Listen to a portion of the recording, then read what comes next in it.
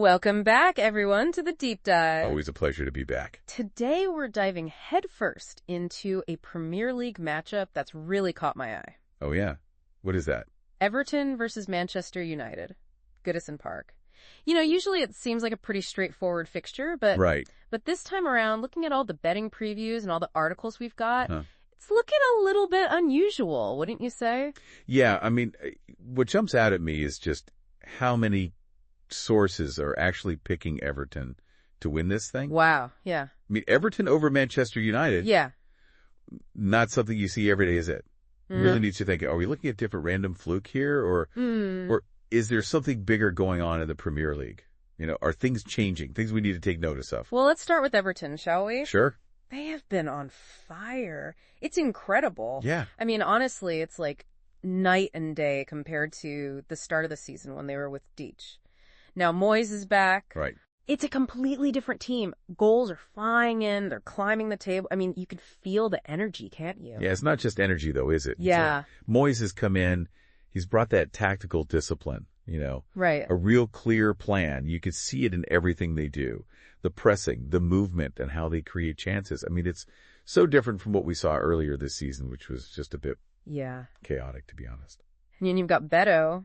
Oh, yeah. There's a guy 4 goals in his last 4 games. Yeah, he's on fire. He is on fire. A real talisman. Do you think he could be the one to, you know, really upset the apple cart, especially against Manchester United, who, well, haven't been at their best, shall we say? I mean, Beto's form is incredible. You can't ignore that. No. Powerful runner, good in the air, and just seems to know where to be at the right time.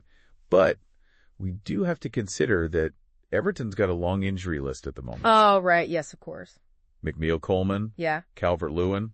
All out. Oh, dear. You know, those are big players missing. They are. It could really put their depth to the test, don't you think? For sure. Okay, so Everton, very interesting. A lot of strength, but some weaknesses too with the injuries and all. What about their opponents? Manchester United. What's the story there? Bottom half of the table. Yep. New manager, Amorim. Yeah.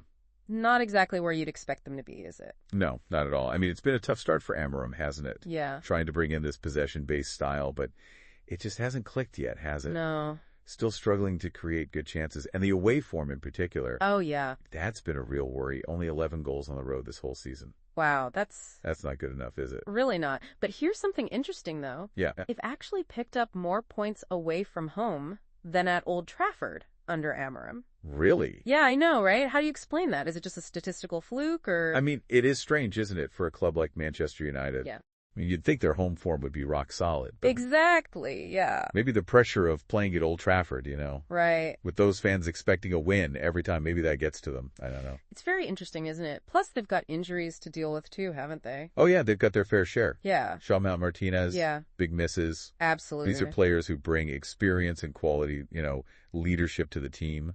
It's definitely having an impact. Right. And so we have a very interesting situation, don't we? We do. Everton in form, but with a few injuries. Right. And Manchester United trying to find their way, missing some key players. Yeah.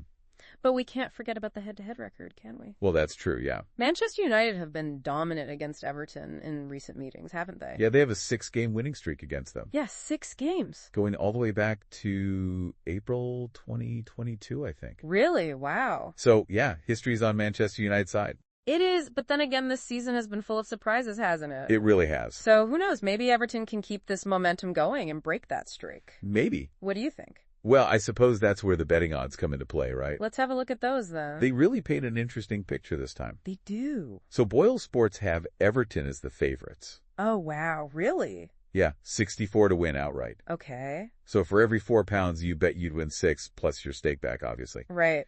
Basically reflects their confidence in Everton, doesn't it? Wow, that's a pretty big statement, isn't it? It is. And it's not just them, is it? No. I've seen other sources like BetMGM, they're leaning the same way. Yeah. They've even got Beto to score anytime at 94. Tempting. It is tempting. Very tempting. But we should consider Man United's Højlund as well. Oh, yeah, right, of course. Big money signing, but yeah, he hasn't quite lived up to it yet. No, he hasn't. Hasn't scored in his last 15 appearances. Wow. Makes you wonder how that's affecting his confidence. Yeah, I bet. Yeah. So it's shaping up to be a real battle of the strikers, isn't it? Yeah, you could say that. Beto full of confidence scoring for fun. Yep. And then you got Højlund, who's really trying to find his feet. Yeah. Silence the doubters. Definitely. And then you got Dimers. Right. They're going for a 1-1 draw. 1-1. Yeah, which I suppose in a way kind of sums up the uncertainty around both these teams right now. It does. So much to think about. Everton's resurgence. Yeah. Manchester United's struggles. Yeah. Conflicting narratives, betting odds all over the place. Where do we even begin? Well, if we really want to get to the bottom of this match and what it could all mean, I think we need to dive into the tactics. Right, okay. Moyes versus Amorim. Interesting. Experience. Yeah. Versus innovation. Okay, I like it. That's where things get really exciting. Okay, tactics, Moyes versus Amorim. What are we thinking? What can we expect? Well, it's a real clash of styles, isn't it? I mean, on the one hand, you've got Moyes, who obviously knows Manchester United inside out. Of course, 11 seasons there, right? Yeah. So he's probably going to set Everton up to be really compact and organized. Right.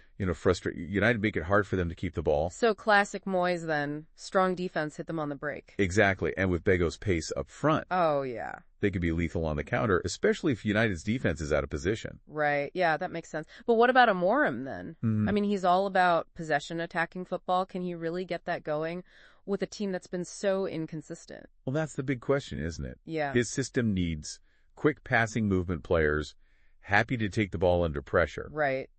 And we just haven't seen enough of that from United, have we? No, not really. Do you think he might change things up a bit? For this game, considering Everton's strengths and United's, weaknesses?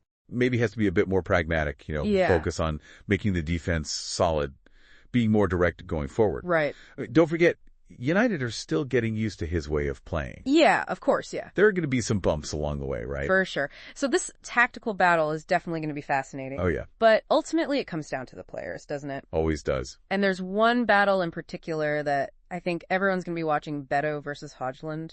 Oh, absolutely. Clash of styles, really, isn't it? It is, yeah. Beto's on fire. Yeah. Full of confidence, scoring goals for fun. And Højlund, still waiting for that first goal, carrying the weight of those expectations and that big transfer fee. I can't imagine the pressure. No. Especially in a game like this. Every touch, every missed chance. Yeah.